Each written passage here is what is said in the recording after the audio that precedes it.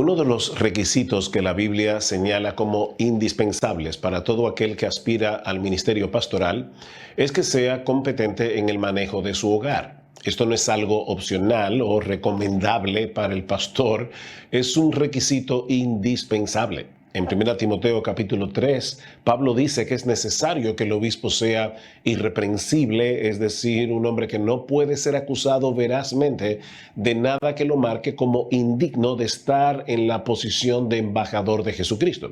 Y una de las áreas en las que debe manifestarse esa irreprensibilidad es precisamente en la competencia doméstica. Se requiere del hombre que aspira al ministerio que sea marido de una sola mujer y que gobierne bien su casa, es decir, que muestre competencia en su liderazgo familiar. Sin embargo, a pesar de este mandato explícito de Dios en su palabra, debemos reconocer con tristeza que no siempre los pastores hemos prestado atención a nuestras familias y esto ha traído como consecuencia un mal ejemplo y un tropiezo tanto para el mundo como para la iglesia. Y ni hablar de los corazones resentidos y llenos de amargura de muchas esposas y de hijos de pastores.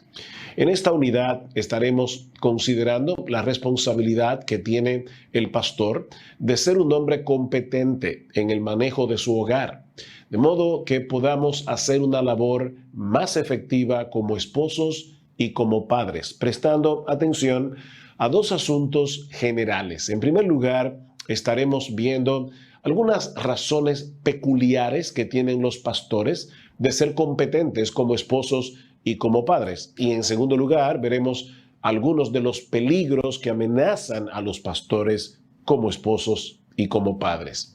Ahora bien, debo aclarar que los pastores deben ser competentes en su vida familiar simplemente porque son cristianos. Pablo dice en Efesios 5:25, maridos, amad a vuestras mujeres como Cristo amó a la iglesia. Y ya ustedes conocen el resto del pasaje. Y él no dice allí, por supuesto, con la excepción de si ustedes son pastores. Y en el capítulo 6, versículo 4, nos dice que los padres debemos criar a nuestros hijos en la disciplina y amonestación del Señor. No existe un doble estándar en la Biblia, uno para los cristianos en general y otro para los pastores en particular. En lo que respecta a nuestra responsabilidad como esposos y como padres, todo creyente debe ser competente y ejemplar. Sin embargo, la Biblia enseña que la responsabilidad que tenemos los pastores en ese y otros aspectos es intensificada debido a la dignidad y naturaleza de nuestro ministerio. Por eso hablamos de una responsabilidad peculiar que tienen los pastores de ser competentes en el manejo de su hogar. Todo hijo de Dios debe tomar en serio esta responsabilidad, pero el ministro del Evangelio debe serlo de manera peculiar. Por justicia debo reconocer que en la preparación de esta unidad he sido grandemente ayudado por otros siervos de Dios, especialmente por una conferencia que el pastor Albert Martin expuso hace muchos años acerca de este tema.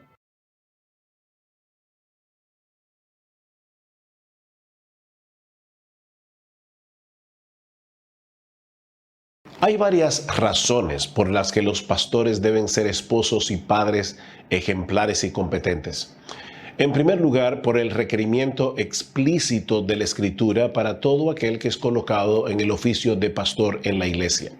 Como vimos en la lección anterior, en 1 Timoteo 3, Pablo nos dice que si alguno anhela obispado, buena obra desea, pero es necesario que el obispo sea irreprensible, marido de una sola mujer, sobrio, prudente, decoroso, hospedador, apto para enseñar, no dado al vino, no pendenciero, no codicioso de ganancias deshonestas, sino amable, apacible, no avaro, que gobierne bien su casa, que tenga a sus hijos en sujeción con toda honestidad, pues el que no sabe gobernar su propia casa, ¿cómo cuidará de la iglesia de Dios? Nota que el único requisito que es ampliado en el texto es el de su competencia doméstica. Y lo mismo vemos en Tito capítulo 1, versículo 6. El pastor debe gobernar bien su casa. ¿Y eso qué significa? Bueno, la palabra gobernar significa literalmente ser cabeza, estar al frente, ejercer dominio. El que gobierna es el que va adelante proveyendo dirección a los que le siguen detrás. Un buen gobierno es aquel donde la autoridad paterna es establecida y ejercida, pero en amor. Este hombre gobierna real y efectivamente, su dominio y autoridad se hacen sentir en su hogar, pero lo hace en el marco del amor. De tal manera que para todos en casa es obvio que él es el líder, pero no un dictador. Es pertinente citar aquí las palabras de nuestro Señor Jesucristo cuando los discípulos se debatían quién de ellos era el mayor en el reino. Sabéis que los gobernantes de las naciones se enseñorean de ellas, les dijo Jesús, y los que son grandes ejercen sobre ellas potestad. Mas entre vosotros no será así, sino que el que quiera hacerse grande entre vosotros será vuestro servidor, y el que quiera ser el primero entre vosotros será vuestro siervo. Como el Hijo del Hombre no vino para ser servido, sino para servir, y para dar su vida en rescate por muchos. El Hijo del Hombre es el más grande y asumió la posición del más bajo de los siervos. Y Él es el ejemplo de liderazgo que nosotros debemos imitar. De manera que no debe estar en el ministerio un hombre que fácilmente delega en su esposa la dirección del hogar, alguien que es irresponsable en el ejercicio de la autoridad que le ha sido conferida. Este hombre está supuesto a gobernar y hacerlo bien. Él sabe mantener un balance apropiado entre la compasión y la ternura por un lado, con la firmeza de carácter por el otro. Esto no es opcional, esto es necesario. De hecho, la palabra que aparece en 1 Timoteo 3 es la misma que el Señor Jesucristo usa en Juan capítulo 3, cuando le dice a Nicodemo que le era necesario nacer de nuevo para entrar en el reino de Dios. Así que este es un requisito necesario. ¿Cómo puede Dios bendecir el ministerio de un hombre que no toma en serio lo que Dios dice en su palabra acerca del ministerio? Dos palabras de aplicación aquí antes de continuar. En primer lugar, antes de que un individuo entre al ministerio, debemos asegurarnos de que posea competencia doméstica. No voy a repetir aquí todo lo que vimos anteriormente acerca del proceso de ordenación, pero debemos buscar la manera de hacer la evaluación que sea necesaria, incluyendo hablar con la esposa, con los hijos adultos si los tiene, con los amigos más cercanos de la familia. En segundo lugar, una vez alguien es colocado en el oficio, debe continuar luchando por mantener esa competencia, pues de no ser así, no debe permanecer en el ministerio. En ese sentido, hay una ventaja cuando hay una pluralidad de pastores en la iglesia, como veremos en una unidad posterior. Y cuando eso es así, debemos velar los unos por los otros. Aún nos restan dos razones más que veremos en el próximo video.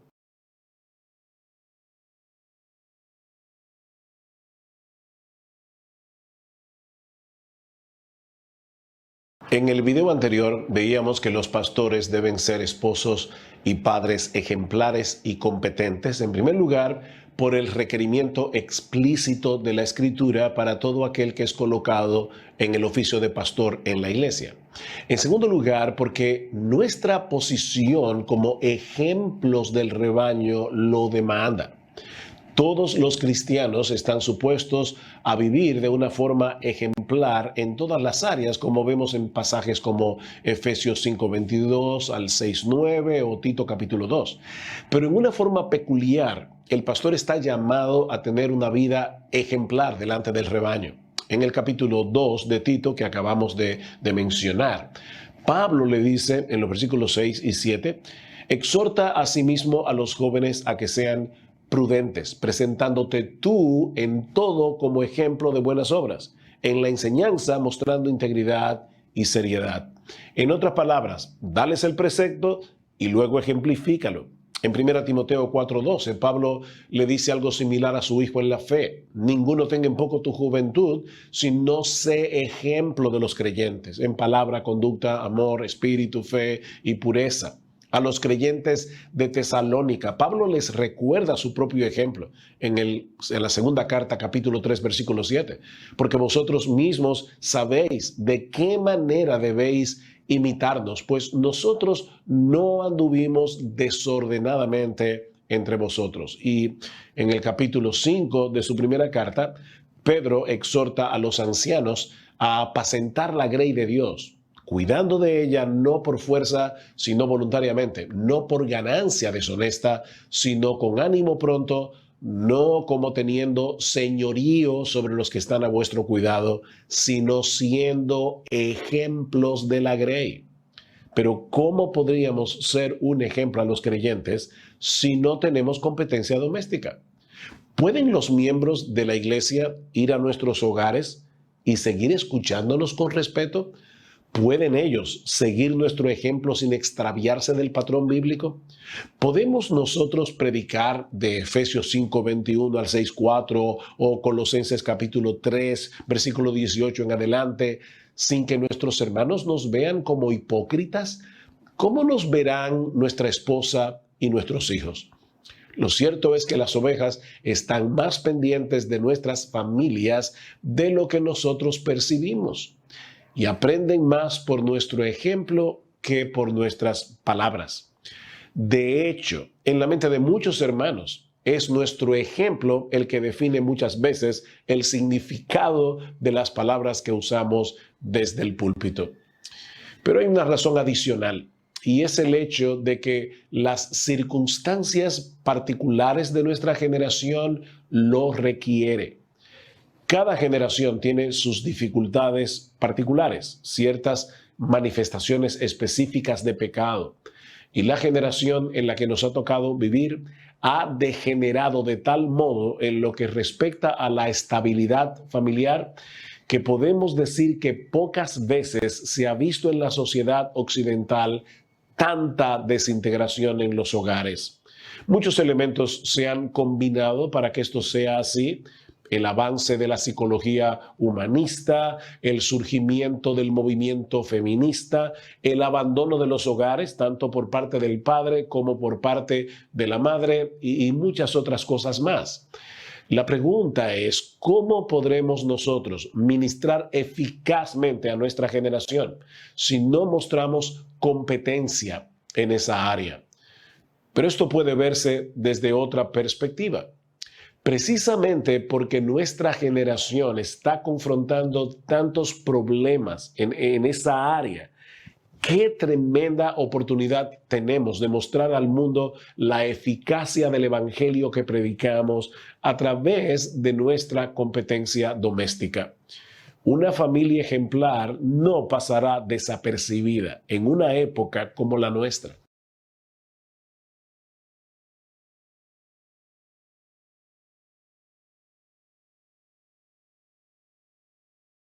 Al tratar el tema de la competencia doméstica del pastor, debemos estar conscientes de las tentaciones particulares que experimentan los pastores en contra de su vida familiar.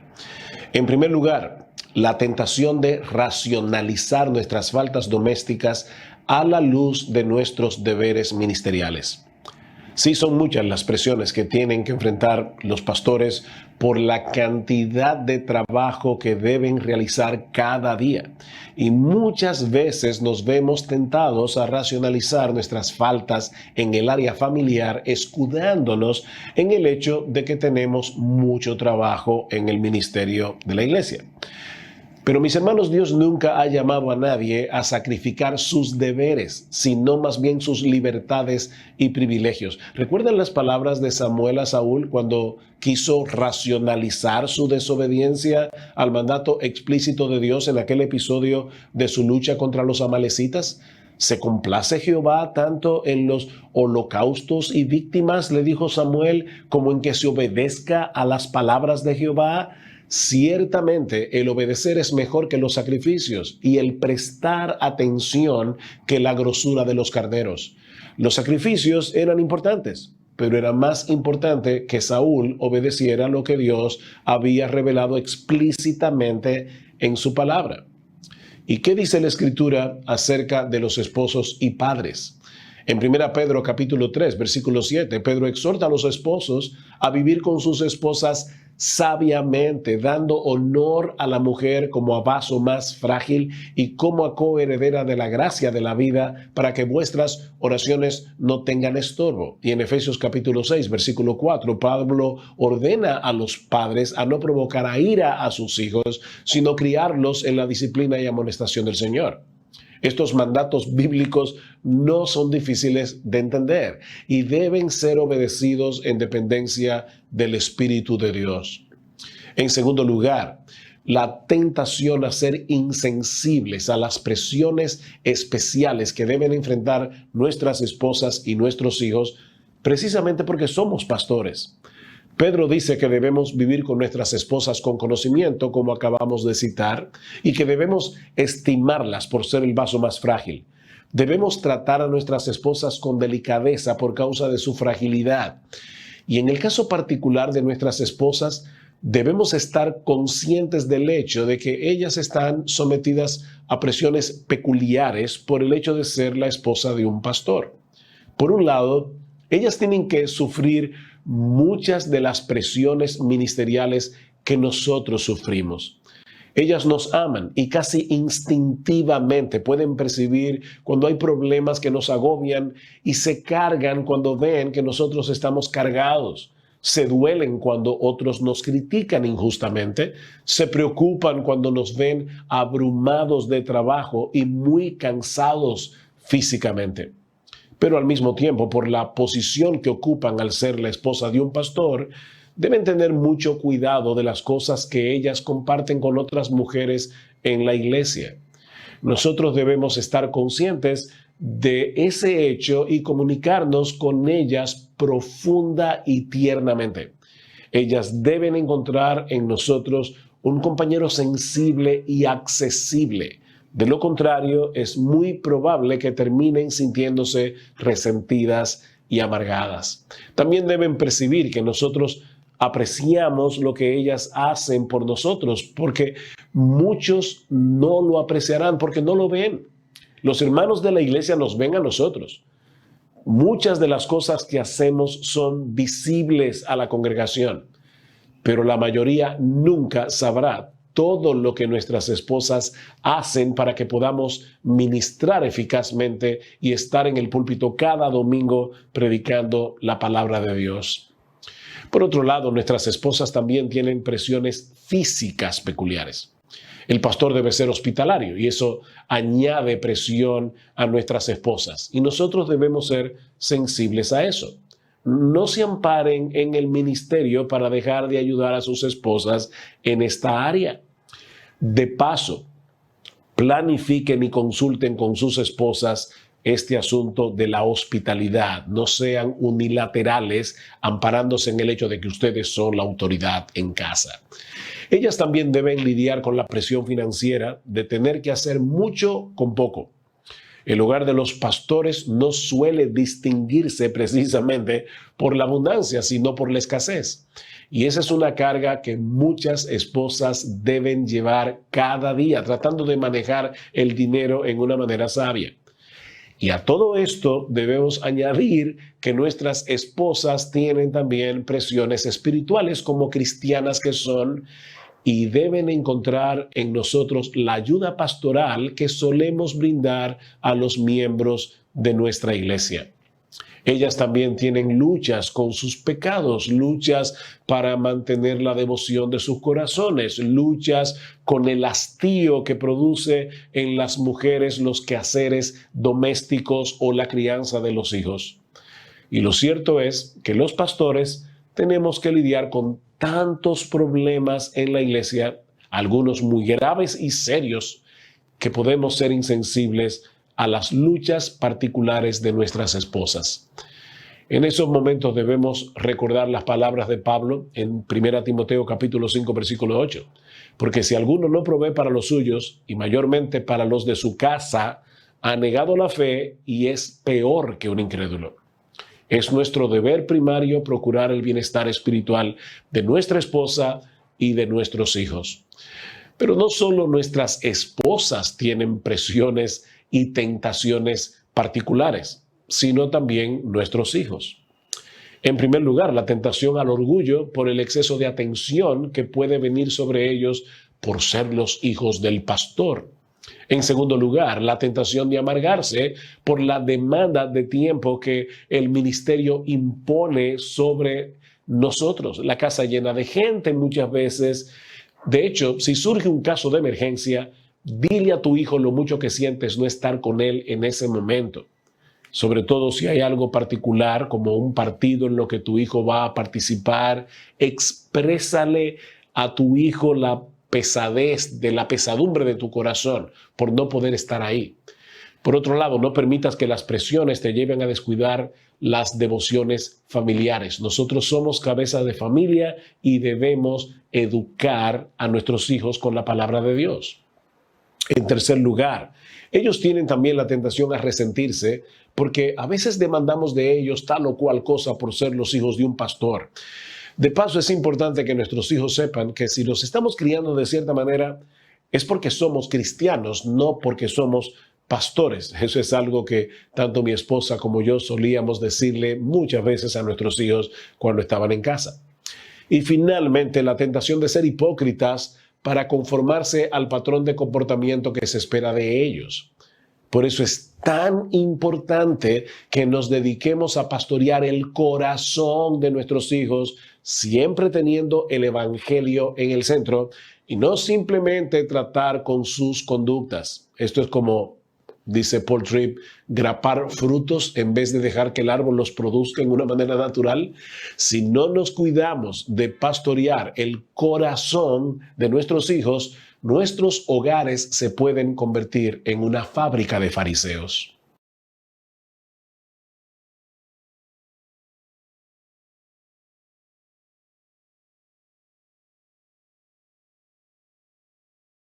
A la luz de lo que hemos visto hasta aquí sobre la vida familiar del pastor, ahora quisiera compartir algunas aplicaciones prácticas. En primer lugar, debemos orar a Dios continuamente y pedirle sabiduría. Dice en Santiago 1:5 que si alguno tiene falta de sabiduría, que la pida a Dios, el cual da a todos abundantemente y sin reproche, y le será dada. Para mantener un balance apropiado entre la responsabilidad de ser un esposo y un padre competente y ejemplar, y al mismo tiempo la responsabilidad de ser fiel en el pastoreo de las almas que Dios ha puesto bajo nuestro cuidado, se requiere de mucha sabiduría. Muchos quisieran tener una especie de fórmula mágica que les diga cómo hacer esto, pero esa fórmula no existe.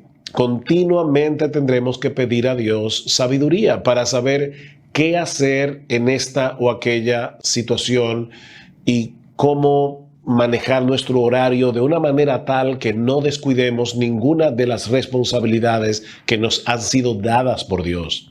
En segundo lugar, debemos revisar continuamente nuestras prioridades y aún aprender a soportar las presiones que quieren apartarnos de nuestras prioridades.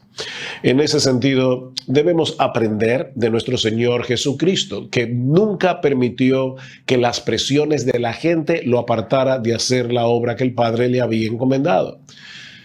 Estudia Marcos capítulo 1, versículos 32 al 39 y vas a ver allí al Señor Jesucristo en un intenso trabajo de sanar personas, endemoniados, todo tipo de enfermos.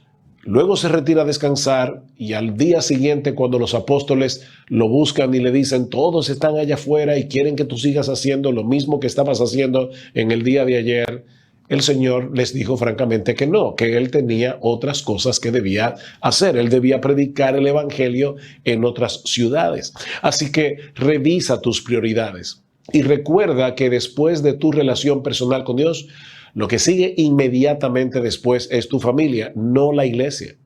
Como vimos en el texto de 1 de Pedro 3:7 que citamos en uno de los videos anteriores, una mala relación con tu esposa será un estorbo en tu relación con Dios. Curtis Thomas dice lo siguiente en su libro Sabiduría Práctica para los Pastores. Lamentablemente todavía no está traducido al español. Él dice: nuestras esposas y nuestros hijos son nuestra responsabilidad primaria. Lo que debe venir primero no es la congregación, ni un buen sermón, ni una maquinaria eclesiástica bien aceitada, sino el bienestar espiritual de nuestras familias. Si ellos son nuestra prioridad, entonces debemos dedicarles tiempo, pero el tiempo no se consigue sin planificación. Si dejamos que nuestra agenda se sobrecargue de actividades ministeriales, nuestras familias sufrirán y nuestra relación con Dios también. Y finalmente seremos ministros ineficaces. En tercer lugar, debemos tener un oído abierto a nuestras esposas. Y yo no sé cómo sobreenfatizar este punto. Debemos tener un oído abierto a nuestras esposas. Ellas son nuestras ayudas idóneas, pero no podrán ser de ninguna ayuda si no prestamos oído a sus advertencias y consejos. En cuarto lugar, aquellos pastores que no tienen pluralidad de pastores en su propia congregación deben procurar desarrollar una relación transparente y cercana con otros pastores que puedan brindarles palabras de consejo y también consuelo en tiempos difíciles. Eso no solo será una bendición para ustedes, sino también para vuestras esposas y para vuestros hijos. Yo le doy muchas gracias al Señor porque yo sé que tanto mi esposa como mis hijos a lo largo de nuestro ministerio han tenido el oído y el corazón de otros siervos de Dios que han sido de gran ayuda para nosotros en tiempo de necesidad. Finalmente, si al escuchar estas cosas te has sentido convicto de pecado, no te quedes postrado lamentando lo que debió haber sido y no fue. Es muy difícil escuchar todo esto y no percibir la voz punzante de nuestras conciencias mostrándonos deficiencias que deben ser corregidas. Pero si reconoces que no has estado dedicando a tu esposa y a tus hijos el tiempo que debiste haber dedicado, pídele perdón al Señor antes que nada, pero pídele perdón también a tu familia, amparándote en la promesa de que si confesamos nuestros pecados, Él es fiel y justo para perdonar nuestros pecados y limpiarnos de toda maldad, como dice en 1 Juan 1:9.